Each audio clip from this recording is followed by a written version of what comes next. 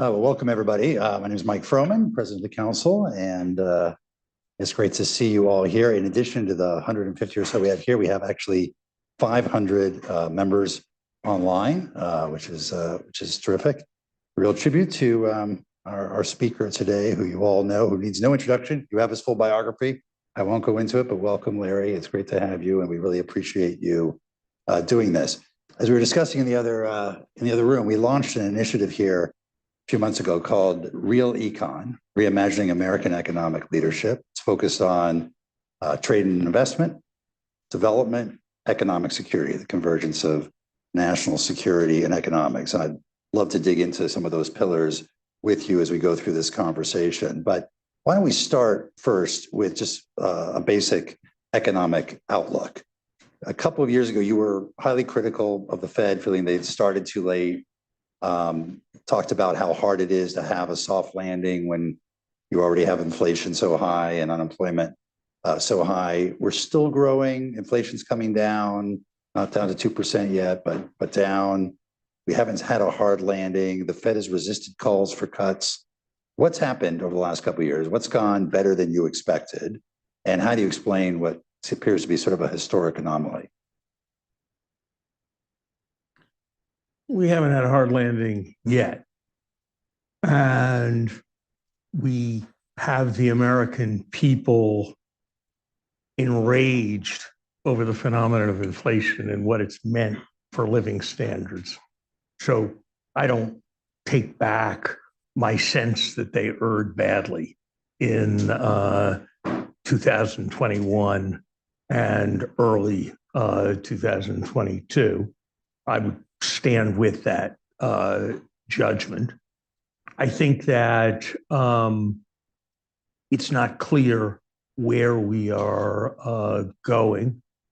My best guess is that they are badly wrong to think that the neutral interest rate is 2.5%, that given the magnitude of budget deficits, climate investments, resilience investments, given that the economy seems to be going more or less in line with potential at 5.5% Fed funds rate, my guess is that the neutral rate is 4.5%.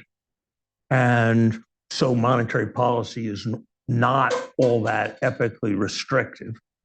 I thought it was kind of crazy when the market and the Fed thought a few months ago that there were going to be 6 or 7 cuts in 2024. And the market and the Fed have adjusted to thinking they're going to be 1 or 2. And it's harder to object strongly to that. My guess still would be that there'll be somewhat less and that the future level of interest rates will be higher than the market generally supposes. The neutral interest rate is 4.5%, and you have a normal term premium to the 10-year of 120 basis points. That's a 10-year of 5.7. People think of that as a quite unlikely event. I don't think it's nearly as unlikely as people do, given the magnitude of our fiscal challenges. I think there's, in an environment like this, an elevated risk of accident. And I think there's a bit of excessive optimism about inflation. What people forget is that if the theory is, and this was always my theory, that we were having excess demand caused inflation, and there were some sectors where there were bottlenecks, and in those sectors, prices were flying up. And so there was transitory inflation, and that's why people saw numbers like 7. The prices that fly up ultimately mean revert and come back down. And while that's happening, the underlying inflation, the inflation figures flatter the underlying inflation rate. And I think there's been some of that going on. So I think we probably never were an underlying inflation economy much above 4.5 to 5. And I think we're probably still a 3-ish% underlying inflation economy. So we've made progress, but the sense that sort of we had a big problem and we've 80% solved it, I think is way off, because we never were in the 7s and 8s, and we're not really in the 2s right now. So I think it's a complicated path for the Fed. I think so far the Fed has made a variety of mistakes, but to their credit, they've kind of just in time corrected them, and they've been less bad in their cumulative effect than I might have expected. That was true with respect to staying easy for too long. That is true with respect to what they were saying last year. It remains to be seen. You know, the world ought to be more observant of the fact that on a mark-to-market basis or on a future present value of future losses of transfers that otherwise would have been to the government, they've lost between $500 billion and $1 trillion on unnecessary QE operations. And that's a pretty consequential bit of unsuccessful speculation. Let's maybe we can talk a little bit about sort of Bidenomics for a minute. National Security Advisor Jake Sullivan gave a speech a year ago, April, at another think tank, where he laid out a policy of industrial policy, protectionism, restrictions on exports, restrictions on foreign investment. He repudiated, really, in some ways, 80 years of theory and practice of neoliberalism. And in some camps, people blame neoliberalism for the rise of populism, and here in the US, the rise of President Trump. What's your perspective? First of all, do you agree 100% with everything that Jake Sullivan said? What was your reaction to it? And what's your view on the relationship between neoliberalism and populism? A lot of parts to that question. I think most of the stuff, most sentences that include the word neo are tendentious attacks on something that the speaker doesn't understand very well.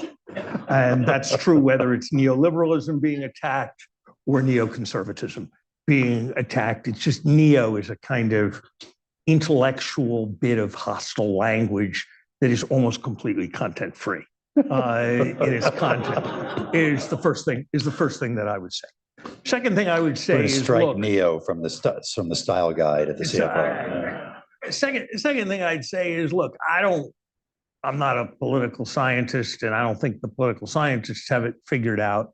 But first approximation, France has the most welfare state of any major country, and in some ways has more nutty right-wing populism going than we do in the United States. It's present in the Netherlands, it's present in Germany, it's present in Sweden. This idea that somehow if we just had a bigger, more welfare state with more social insurance, then we wouldn't have populism feels more like a Democratic Party fantasy than a reasonable reading of any kind of international evidence.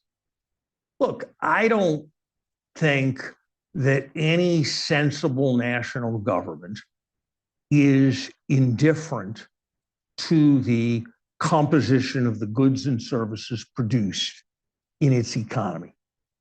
That's true because a defense base is crucial to national security. It's how we won World War II. And it's a terrible, ominous, concerning thing that industrial capacity is a constraint on how many artillery shells we're giving Ukraine.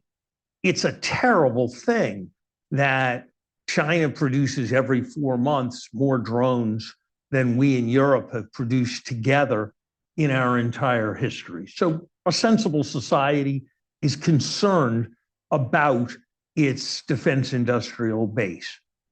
A sensible society is concerned about being leveraged by others and what the resilience of its economy is. A sensible society is aware that while economists go on at infinite length about externalities, there are also real issues about chicken and egg problems. Who's going to make the first fax machine? If you don't have any chargers, you're not going to have any electric cars. And if you don't have any electric cars, you're not going to have any chargers. And so somebody needs to kind of catalyze that kind of thing getting started. So the kind of religious, you're trying to say something about industries, therefore you're being dumb. I don't think that was ever anybody thoughtful's position, and that was not my position.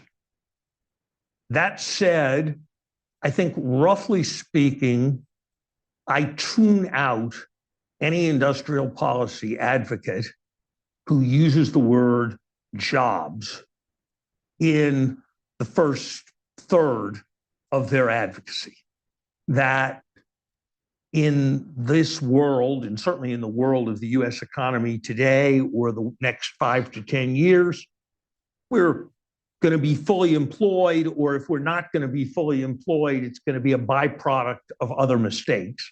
And so the idea that if we create demand for something, there will be more total jobs rather than people doing activity A rather than activity B is just wrong. And so the case for industrial policy that is premised on job creation or that is premised on higher wages is basically not an intellectually very legitimate case. And that unfortunately was the main thrust of the Jake Sullivan speech that you asked about. And the basic phrase, middle-class foreign policy, is mostly a prescription for error. It mostly pushes you to goofy mercantilism and export promotion. It pushes you to protection of particular kinds of jobs. It systematically steers you away from recognizing indirect kinds of effects. So yes, we should have lots of strategy that is about industries. Yes, we should. But the best generals are the ones who hate war the most, but recognize that wars sometimes have to be fought. And if you don't prepare for war, you'll end up fighting many more of them.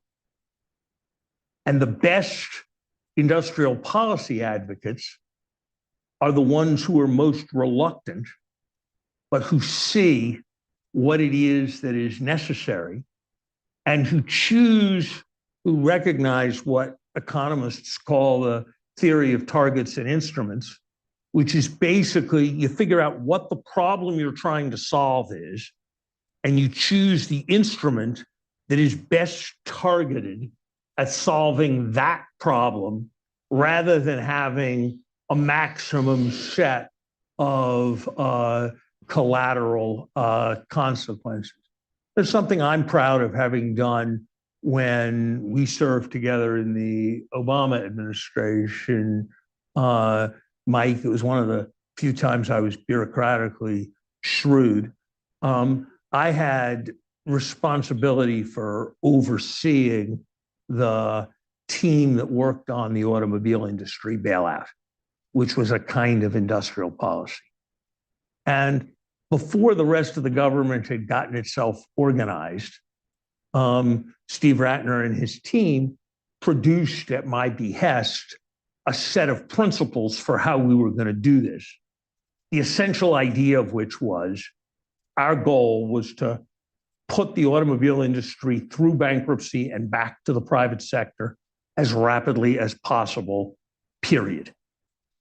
And that meant no sandbox for the EPA's experiment with electric cars, no sandbox for the Department of Labor's experiments with worker participation in running plants, no sandbox for the Department of Commerce's regional development initiatives, just a narrow focus on what was the necessary mission that was responding to the failure of the non-availability of credit during the financial crisis. And I think that was the right thing to have done. And I think it contributed to the fact that that was a very successful venture that is looked back on as having been a successful venture. And when I see the CHIPS Act press release about major announcements highlighting the daycare center initiative, I think to myself, I wish the CHIPS Act had had a similar set of principles. And when the people in the administration explain, no, you don't understand, there's really a huge chip shortage, a huge labor shortage, and you really have to have childcare to get workers, I say, yeah, that might be right. And if you give money to Intel, and that is right, Intel will figure out that a good way to recruit labor is to have childcare. And they're probably better at making that judgment about their recruitment of labor than a bunch of bureaucrats in the Commerce Department who've just been lobbied by a set of Democratic interest groups. So the answer is, yeah, I'm for some of this. I'm worried about the defense industrial base. I'm worried about resilience. I resonate to arguments about chicken and egg problems, but I think you gotta have some limiting principles or you get to some very suspect places. And I think people have a huge tendency, just because somebody's a hyper-conservative economist doesn't mean that everything they say is wrong. And Gordon Tullock, who was way to the right as an economist, wrote what I thought was a brilliant paper many years ago on what he called the transitional gains trap. The point of which was there's certain things that when you start them, become very hard to stop. A simple example from the old days was the tax deduction for 3 martini lunches. It was a dumb provision, like you really shouldn't have it. But once you put it in place, think about what happens. The people who lobby for it were not the people who drank the 3 martini lunches. The people who lobbied for it were all the people who built restaurants to serve those people who weren't earning excess profits. Lots of people entered the restaurant industry, and you were going to be imposing a big loss on them and destroying their business if you changed the rules. And so when you started, it got very hard to stop. Similarly, pay-as-you-go Social Security. Once you've started it, there's a generation at the beginning that got benefits and never paid taxes. But if you want to end it, there has to be a generation that pays taxes and never gets benefits. And that's kind of impossible. And so you have to think about the fact that lots of these things are much easier to enter than they are to end. The classic example, the Jones Act. The Jones Act was the resilience industrial policy of the 1920s. You read the debates about it, it was all about we'd be dependent, we'd be vulnerable, we'd be this, we'd be that, if we didn't have our own merchant marine. And the only way to have our own merchant marine was to have a captive market. And there may have been some logic to that in the 1920s. I think it can be debated, but there is some logic. But surely the cumulative 100-year consequence of the Jones Act has been higher fuel prices for New England, less availability of supplies to the Caribbean, and lots of craziness. And I don't think we're proceeding with a full awareness of those kinds of costs. So yes, industrial policy, but not supported by jobs-creating mercantilist arguments, done with reluctance and done with careful thought to the public choice aspects about what will still be around after the original motivating problem has passed. Well, let me push you a little bit on this, Larry, because so much of our policy the last 80 years and so much of the economics profession has been rooted in efficiency and the goals of efficiency, particularly consumer welfare. That's one important value. But there are other important values like resilience, redundancy, diversification, national security. And how do we think about it? Maybe it's a question of what are the limiting principles? What is the economic theory that helps us put guardrails around the trade-offs that need to be made between efficiency on one hand, because we've seen efficiency just, if that's the only value, then you may sacrifice secure supply chains, or you may sacrifice national security. How do we, and that's not the right outcome for society either. How do we figure out that balance, and what are the guardrails that one can put around it? Look, I think it's very hard to formulate a rigorous cost benefit analysis that shadow prices, which is the economic term, national security or resilience. But I think that it's entirely reasonable for policymakers with judgment to weigh those kinds of considerations. I was an enthusiastic supporter of the automobile bailout.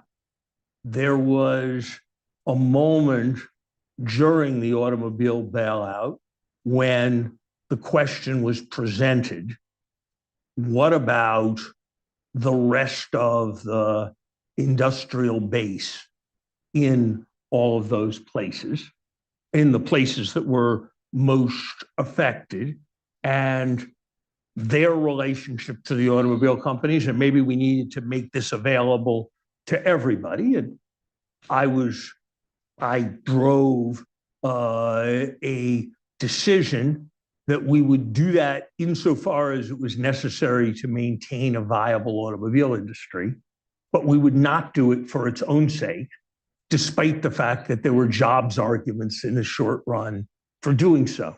So I think it's basically a matter of what advocacy arguments you consider legitimate and what advocacy arguments you consider illegitimate.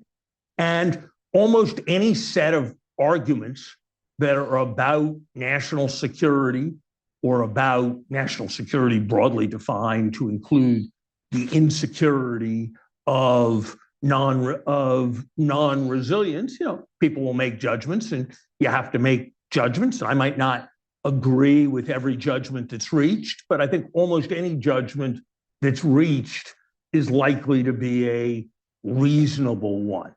I think when the policies are advocated by arguing that they're going to create millions of jobs, and that because we have them, there will be millions more jobs, or the policies are advocated without consideration of the consequences for prices, and without an awareness that real wages are wages divided by prices, and that when you push prices up by stopping people from getting access to lower suppliers, then you're likely to get bad decisions. So I want to be heard as not opposing industrial policy, but as suggesting an alternative grammar of argument for pondering the various ideas that are developed.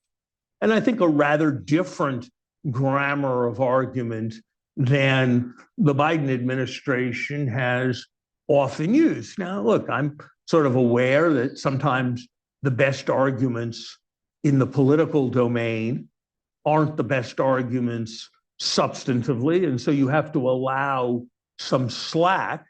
But I worry that a lot of the new enthusiasts for industrial policy, I don't think the Roosevelt Institute is thinking about this like I'm thinking about it and saying that they have to talk about jobs in order to make the case in the political domain.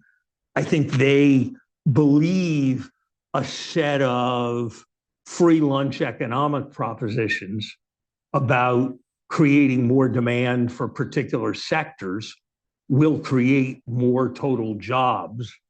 That is a kind of progressive laugherism, in the sense of things will pay for themselves and it'll all work out. And so I've seen my place as being to resist that. But look, I was very strongly opposed because I thought it was way excessive to the scale of the original Biden stimulus. But I supported the CHIPS Act. I supported the IRA, though I would have changed in both cases some of the details. And I supported the infrastructure bill. But unlike some, I think they were considerably better in the form they were passed in than they were in the form they were originally proposed and advocated in, which would have been much larger and more sweeping and more interventionist. So I think it's about changing the grammar of the argument, if you like, rather than about ruling any kind of industrial policy off limits. And I think, I thought it was a low moment of the Clinton administration when Ron Brown, at a tense moment in the Mideast peace process, called Yasser Arafat to get him to buy AT&T for the phone system of the Palestinian areas. I thought that was a kind of reductio ad absurdum of a certain kind of use of U.S. diplomacy to serve economic objectives in support of the middle class. And I think when you start getting going on middle class foreign policy, you have a tendency to get to that place. And so I have always been much less comfortable than most of my friends with the phrase commercial diplomacy, which is kind of about using U.S. leverage, to get private equity firms, American private equity firms, the deals they want in foreign countries relative to foreign private equity firms, the deals in what they want. Let me touch on two issues quickly before we open it up. One on universities, one on AI. You've been pretty outspoken on what's going on at Harvard and other universities. What is your guidance, recommendations to university presidents and administrations and how they deal with the environment on universities today? Look, I think our universities are a staggering national asset. And the fact that people want to come from all over the world to them is an enormous advantage. When I was president of Harvard, I always used to tell the story of Yakovlev, who was Gorbachev's ideological advisor and who formulated the concepts of perestroika and glasnost, was asked where he got the idea for all of that, and said it was from his visit to Columbia in some exchange program in the late 1950s. And I tell that story, and I say that even though it has been subsequently pointed out to me that there were 7 or 8 people in that exchange program, and at least 5 of them were in the KGB. And even so, I think we were ahead for having done that. So I think our universities are a huge and precious asset. That said, I think they are excessively run by their faculties who, for a variety of reasons, have developed a set of ideologies. And in simple terms, our universities are too much about social justice and too little about truth, too much about identity politics and too little about opportunity, too much about mutual esteem and insufficiently about excellence. At Harvard University, the most common grade by far, it's given twice as commonly as any other single grade, is straight A.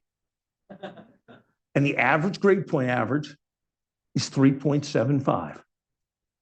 There is one grade for the top half of students in a class and 9 grades for the bottom half of the students. And I don't see how you can be celebrating excellence rather than just promoting mutual self-esteem and doing that. And I think we have privileged comfort over controversy and vigorous argument and shut off large parts of discussion. And I think we're paying a price for that. And I think the problems around anti-Semitism, which really shocked me in terms of how pervasive it has seemed to be, are much more manifestations of the things I just talked about than best thought of as a separate problem. And I think it is up to trustees and strong leaders to reset the course, because I don't think it's the right thing in a free society for government to start trying to regulate the content of what happens in universities. And I hope they will, but I'm not, and I think over time it will happen, but I'm not hugely encouraged by where things are right now. Last question. You're on the board of OpenAI. You're right at the center of the debate between innovation and safety. How big of a deal is AI? Is it likely to be for our economy, productivity? They're the people who know. They're people who know they don't know, and they're the people who don't know they don't know. And I'm in the first category. I know I don't know. That said,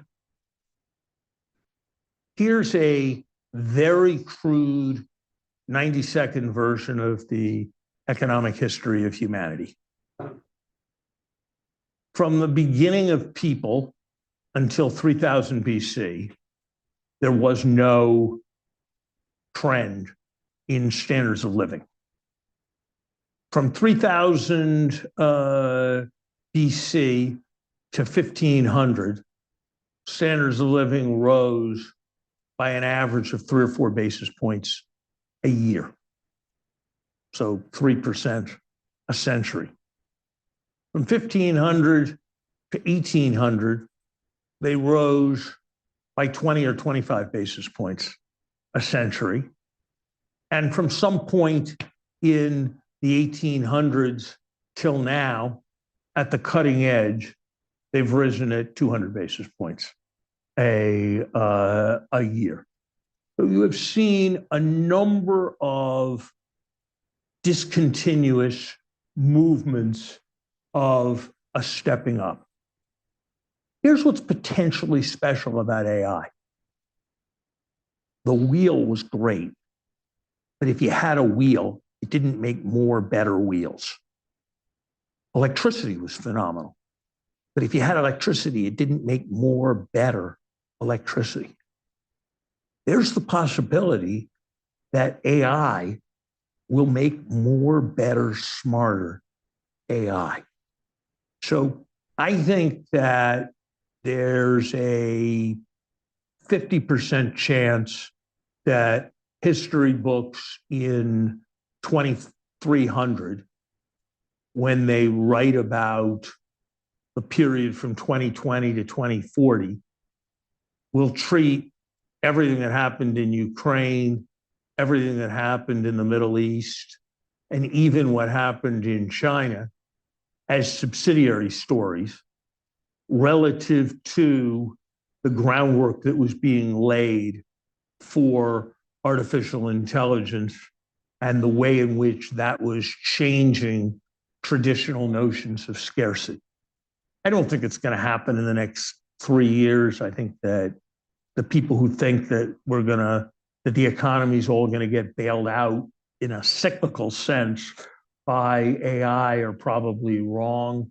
Sebastian's the big expert and he can correct me, but Greenspan's was right to recognize a productivity acceleration in 1995, but it actually wasn't from the internet. It was from a set of IT investments that had been carried on in the 80s prior to that point. And so I think the idea that AI is going to produce seismic productivity and progress in the next few years is unlikely. But I think over the medium to long term, this is potentially hugely profound. And I think it has very profound impacts for America's place in the world. And when I think about economics and national security, before I get to any of the stuff about resilience that we were talking about before, there are two other places that I would go. One is across the board technological leadership driving scientific progress, because I think, I'll just state the conclusion, and if somebody wants to ask more, I can defend it. I think my grandmother between 1900 and 1974, which was her lifespan, saw 3 or 4 times as much fundamental change driven by technology as I have since I was born in 1954. But I think there's a reasonable chance that my granddaughter is going to have a set of experiences more like my grandmother than like I had. And that is, I think, the defining issue of our time. And I think the other thing that's profoundly important for our national security is our capacity to mobilize resources around our national security. And the fact that we are now a country with everything that's going on with China, Middle East, Russia, whatever, that we're now a country that is projecting declining defense spending in real terms over the next 5 years, and that we are a country where there is a universal bipartisan agreement that there will be no mobilization of revenue from anyone outside of the top 1% of the population. That is what I think is, that and technology are the two aspects of economics that I think are most serious for our national security. Well, I think Larry's put a few ideas on the table that might spur some questions. So let's open it up, Hamid.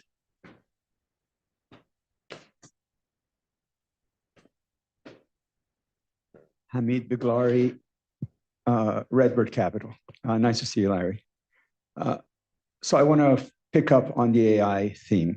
As you know better than anyone, many people at the forefront of AI research believe that in the next 1 or 2 generations of AI, 5 to 10 years, the next 5 to 10 years, machines will be able to do things that to do 99% of the things that human beings can do better than 99% of human beings. there's a spectrum of opinion, but that's and the time, people are notoriously bad in predicting the timing of these things because they're exponential, but let's take that as a given. From the perspective of an economist and the implications this will have on human work and socioeconomic policy, how should one be thinking about this? Thank you.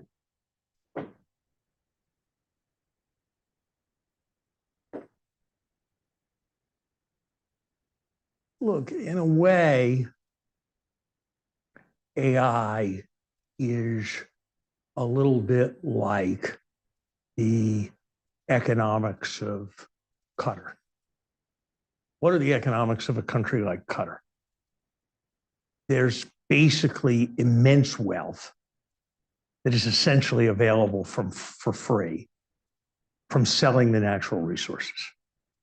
And so it's basically possible for everybody to live a really terrific life, really comfortable, good life without working. But it's complicated to imagine a society, after all of human experience, where people don't have vocation.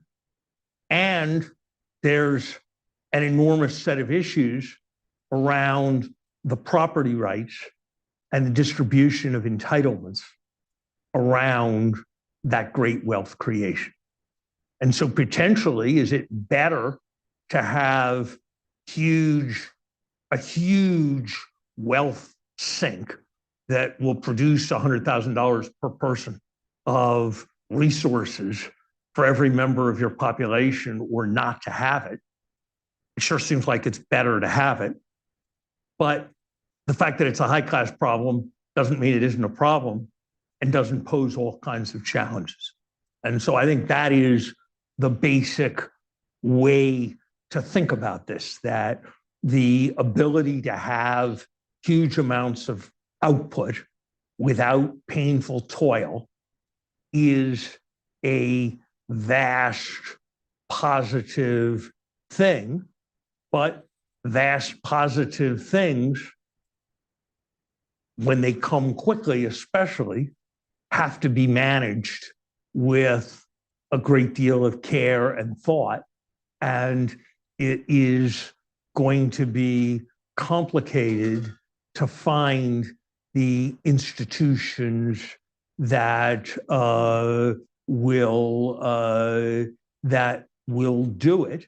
And it's even complicated to know who exactly should be empowered and who exactly should be heeded.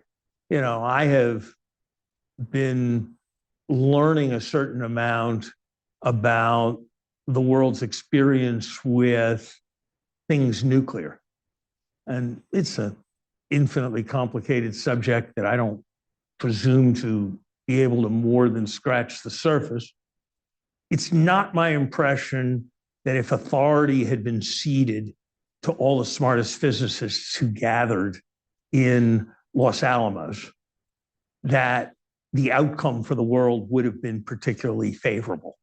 It kind of would have been spreading around the technology for everybody to use, and having some gathering of some version of a more academic version of the Bilderberg Group said to be in charge.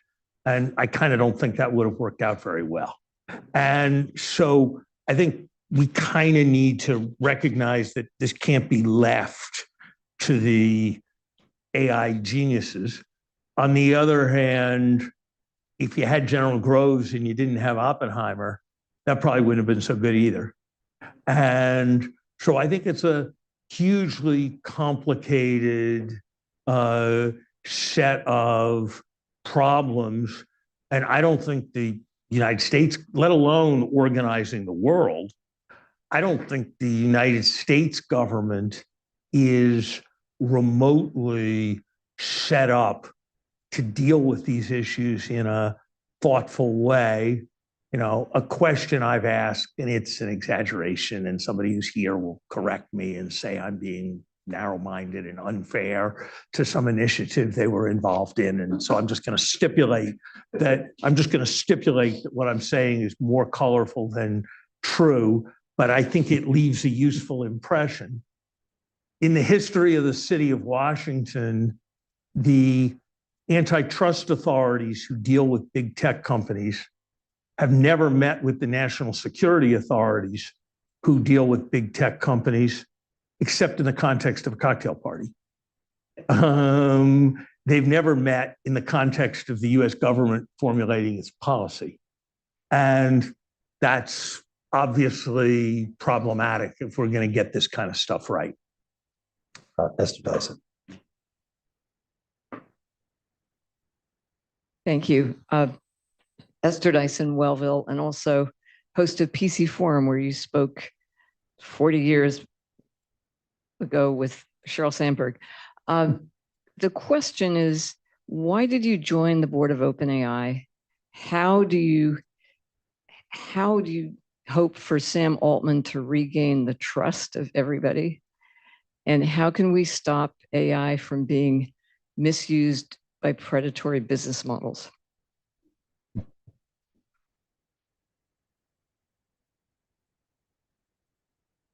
I joined because I thought I could make a positive contribution in what was a very complicated situation with respect to a very important institution. And I'll stay on the board for as long as I continue to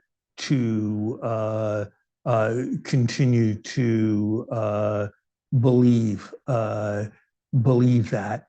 I don't think this is not the forum for discussing particular business institutions, much less particular individuals. But I wouldn't want to associate myself with some of the implications in the way that you phrased your questions. Of all the things that I'm worried about having to do with AI, the wrong people using it for the wrong purposes, the capacity to produce fakes of various kinds and undermine communication and dialogue, I would say predatory business models strike me as being one of the lesser kinds of concerns. And, you know, those of us who have responsibilities as fiduciaries of these institutions have obligations to law and to the broader society. And OpenAI, I think, has the quite substantial strength that it has a defined mission, to which its board and its management are held responsible, that is not the maximization of shareholder value. And I think that's a very important thing. And I would be surprised if there were not various changes and evolutions over time, but I would be even more surprised if the mission became entirely redefined in terms of maximizing shareholder value. We're going to go on to the next one. Let's go to their virtual audience for the next question. We will take our next question from Raphael Reif. Larry, it's been a pleasure to listen to you. Thank you for doing this. Larry, if China were to blockade Taiwan within 5 years, and if that will limit the US access to TSMC chips, what would the impact to the US economy?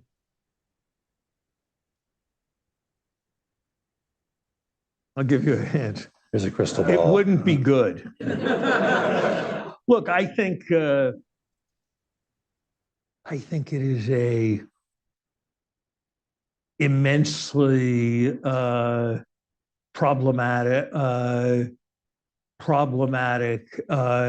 issue, the degree of the world's dependence on Taiwan and chips, and the reason why I'm very supportive of the inclination behind the CHIPS Act, and the reason why my best guess is that we should and we will have a CHIPS Act 2 within the next 3 years that will be substantially larger than the first CHIPS Act, is that I think the issue you raise, whether it's a Chinese attack or whether it's something else, of vulnerability is very large.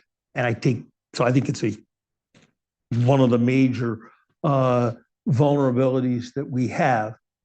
That said, and that what I just said is the main thing I think, but just as everybody thinks about it, I would say that I have, as an economist, a greater skepticism of all arguments of the form, we have single points of dependence, we will run out of things, and we are immensely vulnerable, and it will be the end of the world because things depend on a supply of X.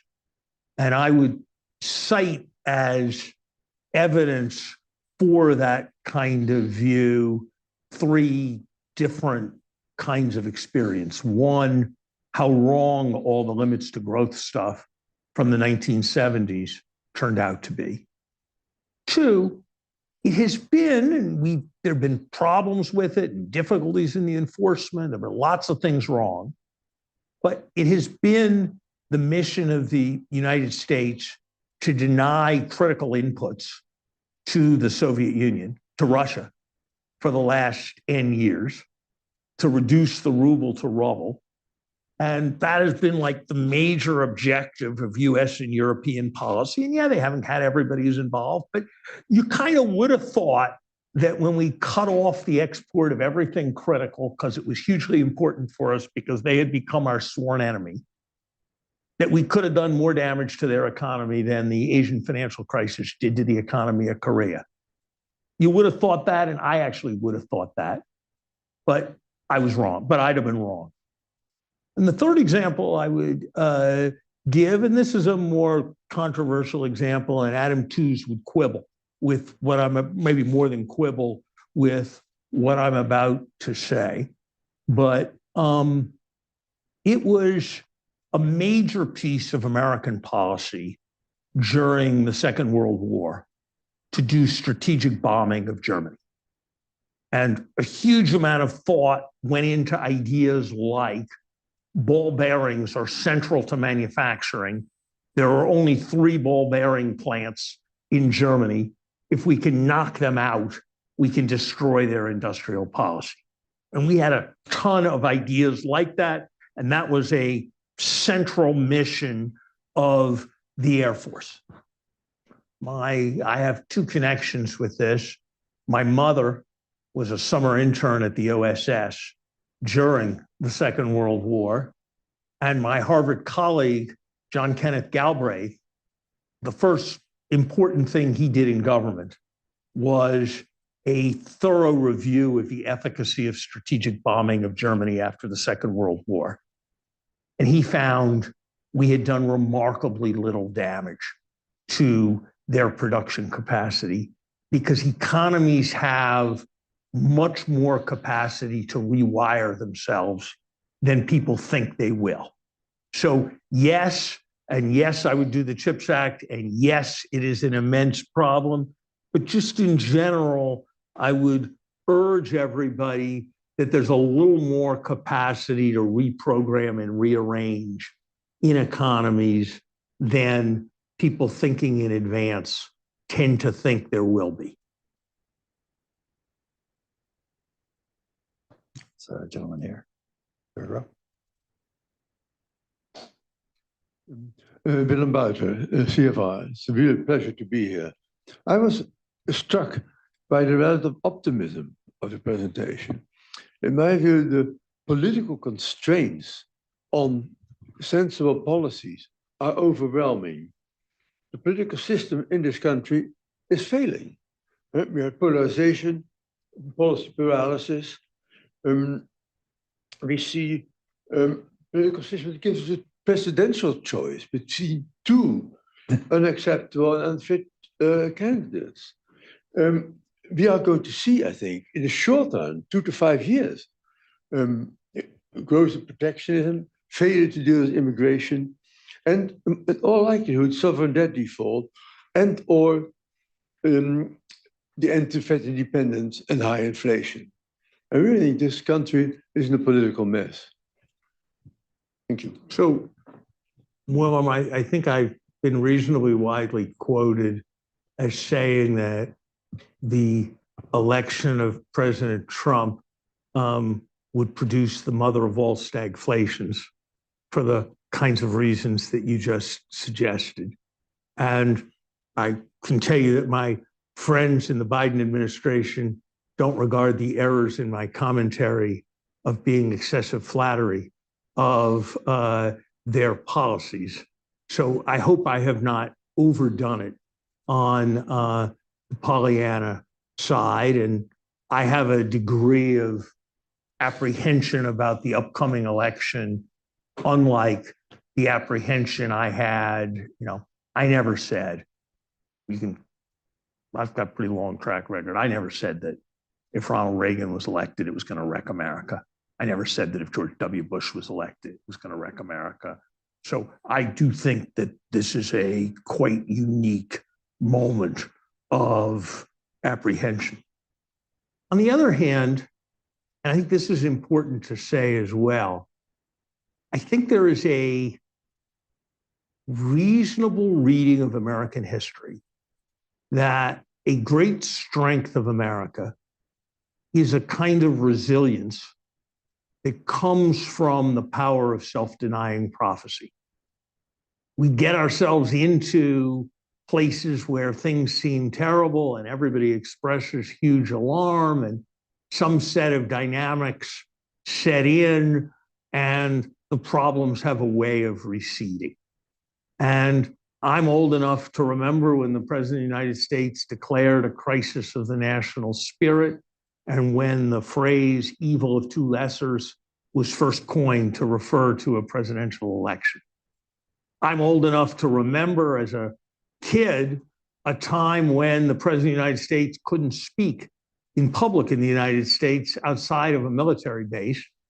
And after that, we had a vast ethical scandal, and the Council on Foreign Relations' own Henry Kissinger felt we had to craft a foreign policy that was acutely aware of the way the balance of power was moving against us.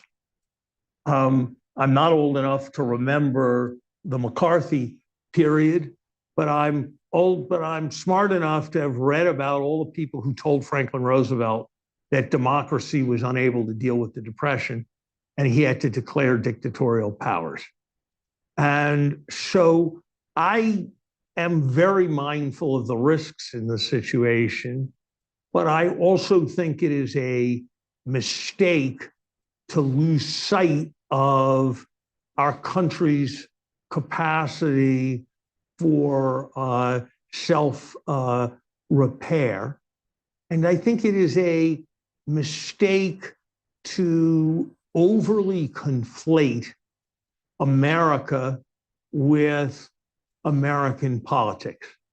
And I think that something that deserves commentary, and there's both good and bad aspects of this, but does not get enough commentary, is when I left Washington in the year 2000, after the Clinton administration, I felt proud of having been part of the fact that I think the Clinton administration did a very good job of, all things considered, building a bridge to the 21st century. But if you had said to me in 2000 that in 2024, the share of US GDP and global GDP would be where it is, or even more, that the share of the market value of US companies would be far greater 25 years later than it was in 2024, I would have regarded that as close to inconceivable. And that's a tribute to a lot of positive things that happen in this country that give our country a lot of strengths. So I take a kind of mixed view of all this alarm. I am scared by it, but I'd be even more scared by its absence. And, you know, I read in the New York Times, I don't know if it's true, but it was claimed in the New York Times that not a single CEO of a Fortune 100 company had contributed to Donald Trump's presidential campaign. And if that's true, that is really a quite encouraging thing about the people who have a kind of immediate economic self-interest. And so I want to be careful of an excessively enthusiastic embrace of pessimism, lest it become a kind of self-fulfilling fatalism. Council on Foreign Relations, of course, is a nonpartisan institution. We're delighted to welcome people with a wide range of views here. I have felt so privileged to have worked for Larry, with Larry, to have followed his writings and commentary. I learned so much every time I have an opportunity to interact with them. Please join me in thanking Larry for